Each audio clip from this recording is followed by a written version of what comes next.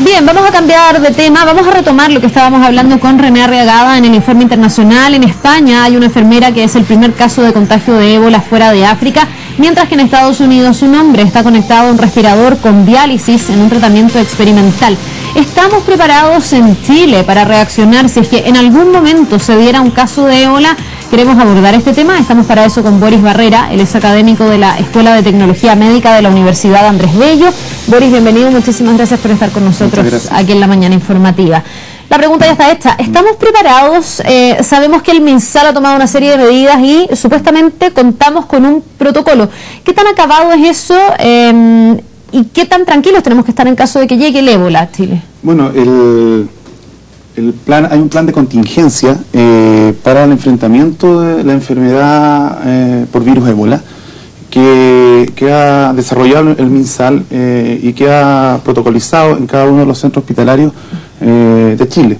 Por lo tanto, hay una preparación, hay protocolos y hay que cumplirlos. Indudablemente esto es una enfermedad nueva, recién en el año 1976 se conoce, por lo tanto es una enfermedad en desarrollo donde no se tiene muchos antecedentes, se tienen algunas cosas claras, pero que con el tema de la paramédica enfermera en España es el momento de seguir revisando estos protocolos. Chile está, creo yo, preparado para una situación de este tamaño, de esta capacidad infecciosa que tiene el ébola. Por lo tanto, lo importante es que el personal de salud que trabaja en cada una de las clínicas y hospitales tiene que estar preparado para recibir. Y en estos casos son los hospitales.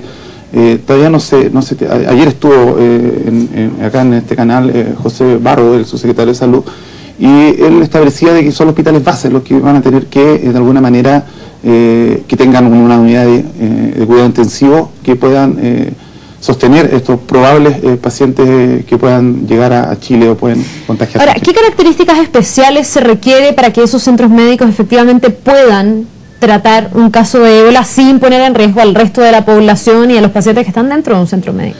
Bueno, tiene que ser centro médico especializado y principalmente que tengan una unidad de cuidado intensivo, que es el lugar donde se tratan los pacientes con ébola. No hay que olvidar que no existe un tratamiento específico para el ébola, por lo tanto hay un mecanismo de sostén que permite en este caso la unidad de cuidado intensivo y manteniendo el aislamiento absoluto del paciente y las medidas de protección para el personal, debido a que un paciente con ébola es contagioso a través de su fluido, deposición, orina, secreciones respiratorias, por lo tanto eso es, el hospital es grande, hospitales base grandes, clínicas especializadas, deberían estar con los protocolos establecidos para contener un paciente con ébola. Vamos al tema de la gente que se vincula desde el punto de vista de los profesionales con un paciente que tiene ébola. Ya. Hay un paciente que llega a Chile, llega a un hospital, ese hospital debiese estar preparado desde el punto de vista de la higiene y todo lo que se requiere para aislar a esta persona. Pero ¿qué pasa con el contacto con los profesionales? Porque inevitablemente ese paciente va a estar en contacto con enfermeras, con doctores, con paramédicos. ¿Cómo esta gente se resguarda de no terminar contagiada como sí pasó con esta enfermera española? Bueno, hoy en día los hospitales y clínicas están en todo un proceso de acreditación que es importante y que ha tenido que retomar las medidas de bioseguridad en los hospitales, no por el tema del ébola, sino que por el tema en general de la enfermedad infecciosa. No hay que olvidar que no solamente el ébola, al personal de la salud, como yo, como las personas que trabajan ahí, puedan infectarse. Por lo tanto, las medidas están establecidas en el protocolo que determinó el Ministerio y tiene que tener lo que denominamos en clínica los EPP, los elementos de protección personal, que nosotros hemos visto en el caso en la televisión cómo se trabaja con un paciente con ébola. Estamos viendo ahí, de hecho, claro, imágenes, ¿no? Sí. De todo este traje que se tienen que poner para dejar en el fondo prácticamente nada del cuerpo expuesto a poder contagiarse con el ébola. Claro, ese traje te protege, es un traje desechable, como ustedes ven ahí, pero como comentaban también, y lo veíamos nosotros recién en la entrevista en los medios españoles, el traje te protege, pero hay que tener mucho cuidado, hay que tener un protocolo muy especial para retirar el traje. Y en eso hay que tener mucha paciencia, porque las cosas, el traje puede venir infectado, porque uno atiende a un paciente con ébola, se le toma una muestra, le hace un procedimiento y uno se mezcla con esos fluidos, prende el fluido y queda en este traje. Por lo tanto, el traje tiene que ser sacado de una forma muy cuidadosa para evitar rozar el traje cuando me estoy sacando la mascarilla. La mascarilla debe ser sacada con mucho cuidado. Por lo tanto, lo importante es que el personal de salud esté entrenado para esto. El personal de salud está entrenado para trabajar con pacientes que estén en aislamiento. Obviamente estos son pacientes de una enfermedad que es muy infectocontagiosa. También aclararle a la comunidad, a la población, que esto no es una enfermedad que se transmite como por el aire. Por vía aérea. Y segundo, un paciente que está infectado, mientras no tenga síntomas, no es un paciente infeccioso. Es decir, si yo hoy día tuviera ébola, pero no tengo síntomas, tú no deberías tener la infección, aunque hemos estado compartiendo acá en el estudio.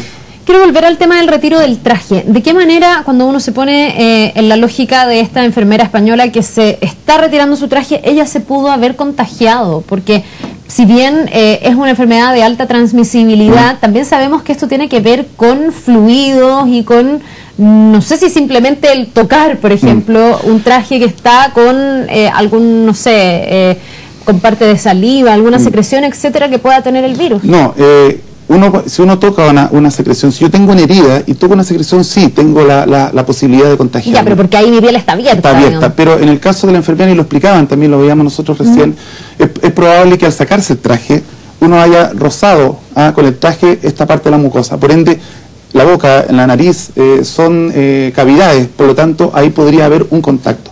Hay que también entender que se necesita muy poca carga viral. Cuando uno habla de carga viral es la cantidad de virus. Muy pocos virus se necesitan para poder infectarse. Hay otras infecciones que uno necesita una gran carga viral, una gran cantidad de virus, contagiarse con una gran cantidad de virus. En el caso de la ébola se necesita una carga viral muy pequeña, por lo tanto un contacto directo con alguna de estas mucosas, boca o nariz, podría haber sido una de las posibilidades de... ¿Y eso cómo se minimiza? Ella debiese sacarse el traje, no ella, todas las personas que se expongan a un tratamiento de ébola, debiesen sacarse el traje con una mascarilla puesta. ¿Eso haría, por ejemplo, que no haya posibilidad de contagio? Claro, es decir, ahí hay que revisar el protocolo. Creo que una de las cosas que está en revisión, y es importante que en Chile se mantenga eso, porque claro, nosotros, el personal está muy protegido con este traje, pero luego tienen que sacárselo. Y obviamente tiene que estar debidamente diseñada una sala donde esté en aislamiento para poder nosotros sacarnos el traje a las personas que tiene o el personal que está en contacto. Por lo tanto, se tiene que nuevamente, como tú bien dices, revisar ese protocolo. Hay que sacarse la mascarilla primero o al final hay que usar doble guante porque los guantes están infectados. Entonces yo me saco un guante y si tengo un solo guante me queda una mano desnuda. Por lo tanto, al sacarme el otro guante me podría contagiar. Claro, o en forma inconsciente puedo sacarme el guante y hacer eso, sin querer. Lo que trabajamos en clínicas muchas veces, el guante, tú te pones guante y te empieza a picar porque no te puedes rascar, entonces puedes que inconscientemente te saques el guante y hagas eso. Entonces, esos protocolos hay que revisar porque son muy estrictos. Quiero ir al protocolo respecto de las personas que han estado cerca de un caso de ébola. Por ejemplo, la familia de esta enfermera, donde sabemos que ella está contagiada. ¿Qué pasa con sus seres cercanos? ¿Qué pasaría en Chile? ¿Cómo se trata a las personas que han sido los contactos con los que ella ha estado en el último tiempo ya con el contagio de ébola? Bueno, acá... hay un protocolo que tiene que ver con la vigilancia epidemiológica. En el caso del ejemplo de la enfermera, su marido está en cuarentena, que significa que está en aislamiento, en vigilancia. Pero eso significa, y yo te lo preguntaba fuera de cámara, que esa persona tiene que estar absolutamente aislada, tal como una persona que tiene el ébola. En este caso, desconozco un poco si el marido está o no en un centro hospitalario. ¿Pero cuál debiese ser el protocolo, me refiero? ¿O qué indica la lógica en caso de que ya tú te contagias de ébola en Chile, digamos, y qué tiene que pasar con tu pareja, con tus cercanos, con tus amigos?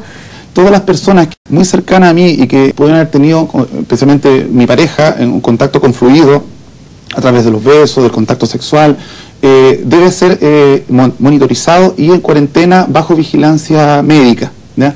Ahora, los contactos no quedan en cuarentena, pero quedan lo que se denomina vigilancia epidemiológica, en el sentido de que deben ser monitorizados con control de temperatura.